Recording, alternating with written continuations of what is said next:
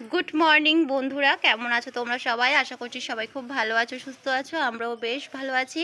উর্মিস ব্লগে নতুন একটা ভিডিওর সাথে তোমাদের সবাইকে জানাই অনেক স্বাগত, অনেক অনেক ভালোবাসা।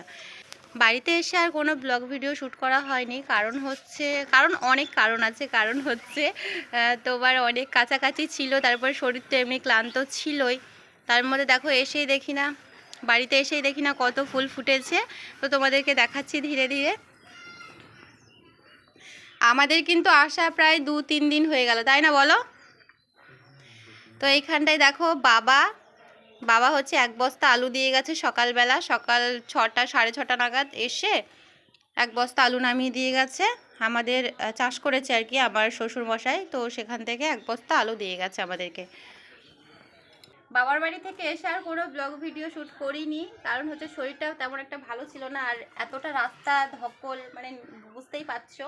তার মধ্যে ছিল হচ্ছে 2টো ব্যাগ, 3টে ব্যাগের পুরো কাছাকাছি যত রকম ছিল সেগুলো তোমাদের সাথে শেয়ার করিনি। কাছাকাছি আর কি শেয়ার করবো, তাই না? অনেক প্রচুর জিনিস ছিল, তো সেগুলো সব কাছাকাছি করতে হয়েছে। তারপরে একটু রেস্ট নিয়েছি।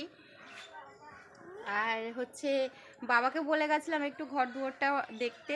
তো বাবা প্রায় যে কদিন ছিলাম না সে কদিন 2 বেলা করে এসে অনেক করেছে। তো তো যাই হোক, সন্ধ্যা টন্ধা দিয়ে যেত বাবা। আর এখানটায় দেখো মাটি থেকে আলু তুলেছে আমাদের। তো আমার শ্বশুরমশাই চাষ করেছিল, তো সেইখান থেকে 1 বস্তা আলু আমাদেরকে দিয়ে গেছে। আর এখন হচ্ছে আলুগুলো তোমাদের দাদা ভাই ওই রান্নাঘরের রুমটাই পরিষ্কার করেছে। রান্নাঘরের রুমটা ভালো করে পরিষ্কার করে নিয়েছে ঝাটপাট দিয়ে। তো ওইখানটায় এখন ঢেলে দেবে, বেছে বেছে নিচ্ছে। আলুগুলো কিন্তু একদম ফ্রেশ।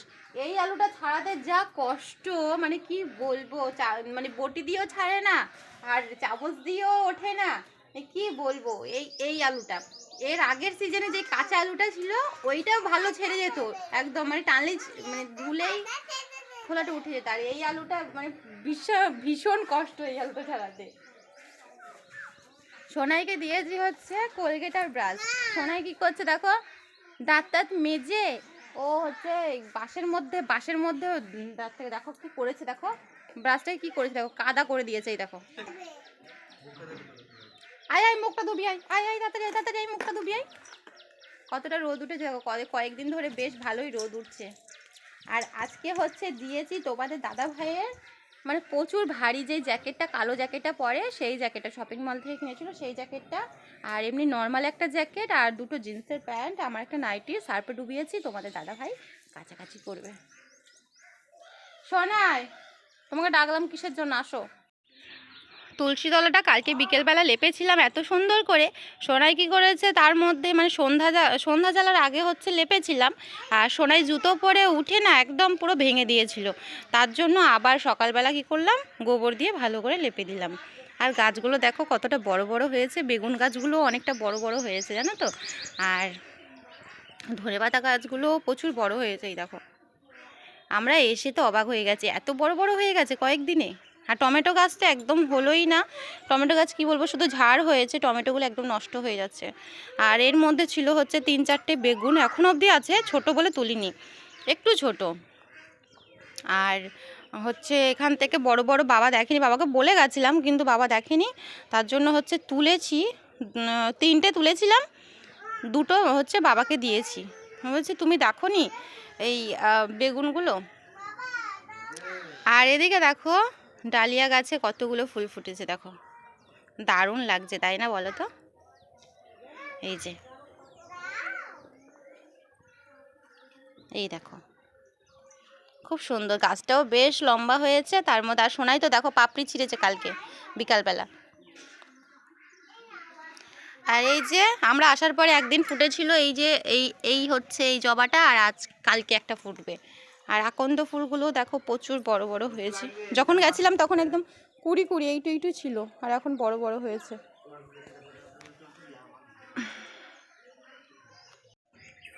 তো রান্নাঘরটা তো পরিষ্কার করে দিয়েছে তোমাদের দাদাভাই। তারপরে হচ্ছে এই যে আলুগুলো এইভাবে রাখছে। এখন আলুগুলো সাজানো থাক, নয়তো না একসাথে বস্তার মধ্যে রাখলে কি বলো তো, পচে যাবে।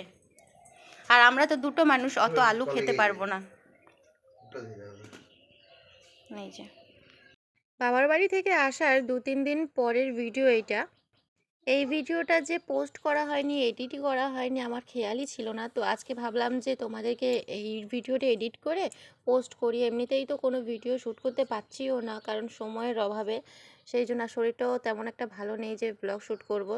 সেই জন্য এই ভিডিওটা পোস্ট করছি বাবার বাড়ি থেকে আসার পরে 2-3 দিনকার পরকার ভিডিও এটা। তো এই যে বাবাকে বলেছিলাম যে আমরা চলে এসেছি, ফোন করে বলেছিলাম, তো তার জন্য আর কি আলু দিয়ে গেছে, নয়তো আগেই দিয়ে যেত। তো আমি বলেছিলাম আর কি যে আমরা ফিরে আসি তারপরে দিও। তো এই যে আলুগুলো দিয়ে গেল। কি খাবে? কি গজা? ওদের জিলিপি আছে, চলো বাবা জিলিপি নিয়ে আসছে না কালকে, চলো চলো চলো দেবো, চলো। তোমার জন্য জিলিপি দিয়েছে জানো তোমার বান্ধবীরা,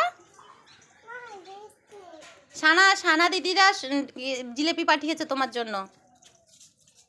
এই নাও, এখানটায় আছে তো। কালকে এই জিলিপিগুলো পাঠিয়েছিল সোনাইয়ের জন্য, সোনাই মেলাতে যায়নি তো সেই জন্য। দাঁড়াও, এখানে আমাদের এখানে মেলা বসেছে, সোনাই মেলাতে যায়নি বলে সোনাইয়ের জন্য জিলিপি পাঠিয়েছে। এই দেখো,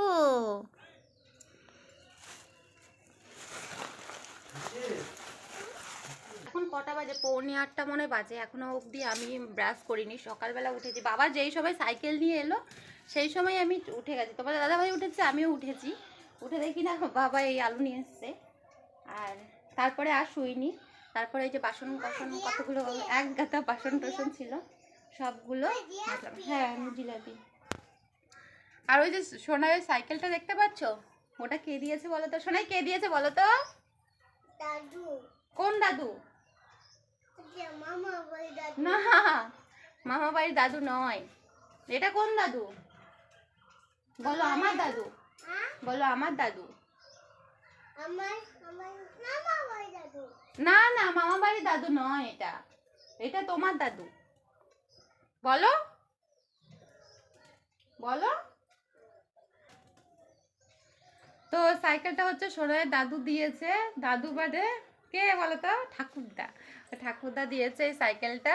2 দিন বায়না করছিল ওখানটায় গিয়ে যে দাদু সাইকেল কিনে দাও, ঠাম্মি সাইকেল কিনে দাও। তারপরে হচ্ছে তারপর শাশুড়ি মা বলেছে শ্বশুরকে, তো ওই জন্য এই সাইকেলটা কিনে দিয়েছে। তুমি খুশি? এখনো ঠিক মতন শেখেনি সাইকেলটা, পড়ে যাওয়ার চান্স আছে। ওই জন্য সমান রাস্তায় ওকে ধরে ধরে চালানো হয়। আর ঘরের মধ্যে এমনি ধরতে হয় না, নিজে নিজেই চালাই।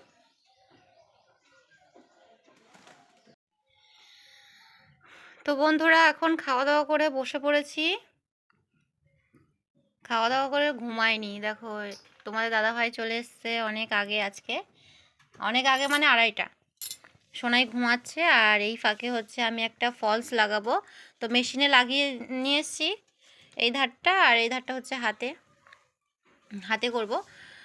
তো এই যে এটা হচ্ছে একটা হ্যান্ডলুমের শাড়ি। এতদিন হচ্ছে এটা পার বসায়নি, তো সেই জন্য আজকে পার বসাবো। এই পাটা বসিয়ে রেখেছি, শুধু এইটা হাতে সেলাই করব। এটা